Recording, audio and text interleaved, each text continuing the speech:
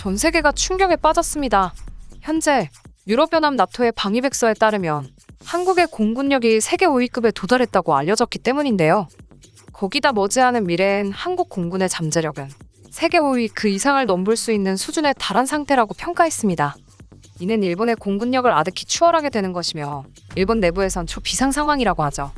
이렇게 될 수 있었던 데엔 한국이 군사력 증강을 위해 무려 50조 원가량을 투자했기 때문이고, 추가로 국내외 기대를 가장 많이 받고 있는 한국 역사상 최초의 국산 전투기 KF-21 보라매 때문입니다. 이제 와서 돌이켜본다면 한국의 KF-21 전투기 개발은 역대급 초대박 한 수입니다. 세계 5위의 공군력을 보유한 한국이 독자적인 전투기까지 설계하는 것은 여러 가지 긍정적인 효과를 불러일으켰는데요. 그중 하나가 바로 전투기 업그레이드 비용 절감입니다. 얼마 전 미국에서 F-15K 전투기 개량화 업그레이드를 해주겠다며 KF-21 전투기 가격보다 높은 액수를 요구했는데요. 그 가격이 무려 한 대당 900억 원이었습니다. 그 돈이면 미국산 전투기인 F-15K를 업그레이드하는 것보다 한국산 KF-21 전투기의 생산 라인을 더욱 증강시키는 게 효과적이란 것이 증명되었죠. 반면 한국과 다르게 국산 전투기를 개발하지 못한 국가들은 미국과 러시아 등 외국산 전투기에 종속될 가능성이 더욱 높아졌습니다.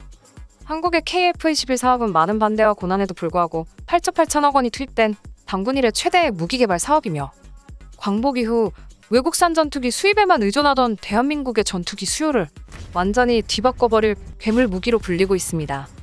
앞으로 2026년까지 KF-21의 비행 성능과 공대공 전투 능력을 갖추는 체계 개발이 끝나면 향후 2년간 지상 타격 능력을 시험하는 공대지 전투 능력과 적국의 전투기를 격추시키는 공대공 능력 등 첨단 전자장비를 구비하는 추가 무장 시험을 한다고 하죠. 이러한 엄청난 전투 능력을 가진 KF-21 전투기는 기체뿐만 아니라 내부에 들어가는 80여 개의 주요 부품이 전부 국산화가 이루어지고 있습니다. 공중전에서 적기를 먼저 식별하고 지상 타격 목표물을 찾아내는 전투기의 눈인 능동 전자주사식 위상배열 A사 레이더까지 모든 기술을 국내 기술로 독자 개발하는 게 최종 목표라고 합니다. 최소 2034년까지는 국산화율을 99%로 끌어올릴 것이라고 하는데요. 이 정도 수준은 한국이 세계 5위를 넘어 전투기 개발 기술에서 초강대국으로 등극했다는 것을 의미합니다. 올 7월이면 첫 비행을 시도할 예정인 KF-21은 동체 길이 16m, 높이 4.7m, 폭 11.2m의 세계 표준형 얼티롤 Z 전투기 기체로 4.5세대를 넘어서 스텔스 업그레이드까지 완료되면 5세대 스텔스 전투기로 탄생하게 되는데요. 미국의 F-35 라이트닝 전투기와 크기가 비슷하기 때문에 레이더 탐지를 방해하는 RCS 수치 감소에 엄청난 이점이 될 수 있습니다. 이는 스텔스 성능 분야에서 중국산 구라스펙 전투기인 제니10처럼 기체 크기가 커질수록 레이더 탐지 면적이 넓어져 많은 손해를 보게 되는 구조와 정반대란 것이죠. 그래서 중국산 구라스펙의 민낯을 들춰보면 스텔스 성능에선 5세대라 불리는 제니10보다 KF-21이 비교도 안 될 만큼 압도적이라고 예상됩니다. 저기 일본 따위는 한국의 최신형 전투기와 비교할 전투기 기체마저도 없어서 당연히 비교 대상에서 제외시키겠습니다. 아무튼 스텔스뿐만 아니라 이동 능력에서도 굉장히 뛰어나 최대 속도는 마하 1.81로 시속 2200km에 항속거리 2900km를 자랑하는데요. 2030년 미래엔 한국산 터보팬 Z 엔진까지 개발이 완료된다면 최대 속도와 항속거리도 추가적으로 개량해 그 수치가 대폭 늘어날 가능성이 있다고 하죠. KF-21 전투기의 핵심 미사일 탑재 능력과 무장 부분도 놀랍습니다. 한국이 현재 개발 중인 초음속 공대공 미사일과 독일산 공대공 미사일 AIM-2000 등을 탑재하며 지상 타격 부문에서는 KGGB 유도폭탄을 개량한 로켓과 AGM-65 매버릭 등이 있는데요. 충분히 강력한 무장들이지만 한국산 첫 당초에 탑재되는 만큼 차근차근 한국이 독자 개발한 무기들로 추가 구성할 것이라고 합니다. 국산화 100%를 목표로 하는 KF-21은 당초 한국의 독자적인 전투기 플랫폼으로 설계해 미래 한국군의 모든 전투기 수요를 대체하기 위한 고성능 성능 개발 목표를 설정해 놓았죠. 다시 말해 전투기 업그레이드 개량이 수월하고 넉넉한 기체 형상을 갖추고 있다는 것입니다. 무장창에도 새롭게 개발되는 극초음속 미사일과 한국형 타우러스 등 다양한 무기가 추가로 탑재된다고 하죠. 4.5세대 KF-21 전투기처럼 전투기의 세대 분리를 하는 방법은 그 등장 시기와 주요 탑재 무장, 항공전자, 장비 특성 등으로 구분하는데요. F-21 랩터, F-35 라이트닝 등 스텔스 성능을 지닌 전투기가 5세대로 분류되며 4세대급에선 현재 한국공군의 주력 전투기인 F-15K 전투기가 뛰어난 성능을 보이고 있죠. 그러나 한국이 들여온 F-15K 전투기엔 심각한 문제가 있습니다. 그건 바로 F-15K의 기반이 되는 F-15 전투기가 설계된 지 무려 50년이 지난 전투기 플랫폼이란 것인데요. 이렇게 오래된 기체는 스텔스 형상을 유지하는데 매우 불리할 수밖에 없죠.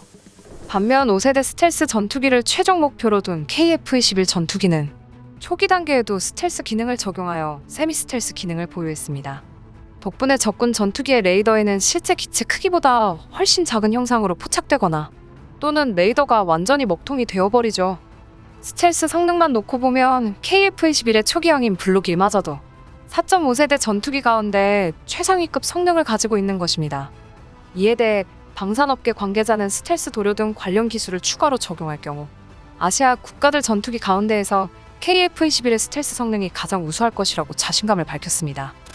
마지막으로 전투기를 포함한 한국군의 주요 무기체계의 성능은 블록이란 개념을 도입해 계단식 업그레이드를 추구하는데요.